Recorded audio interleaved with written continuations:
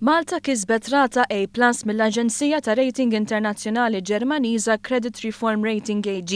Dan huwa l-ewwel ċertifikat li l-Aġenzija qatt tat lil pajjiżna.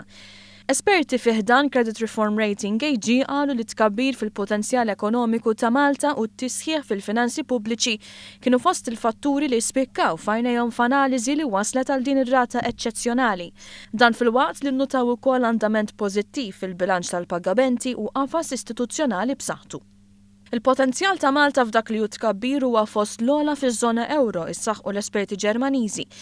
Dan kien riżultat xieraq għal Malta minħabba l-makroekonomija u s-sostenibilità fiskali tant b'saħħithom, tant li l-Aġenzija hija konfidenti li fis-snin li ġejjin li tkabbir ekonomiku f'Malta jibqa' fost l-aqwa fl-Ewropa, grazzi għaż-żieda fl-impjiegi u l-pagi u investiment sostanzjali. Bassru wkoll li l-pis tad-dejn nazzjonali jinżel għal inqas minn 60% fil-waqt li jkompli jonqos id-deficit, frott ta' miżuri bħat-twaqqif tal-Bank tal-Iżvilupp. F'dawk li huma l-kwalità tar-regolarizzazzjoni u l-perċezzjoni tal-livell ta' korruzzjoni, il-pajjiż jinsab konformi ma' pajjiżi Ewropej viċin tiegħu, kompla jgħid ir-rapport.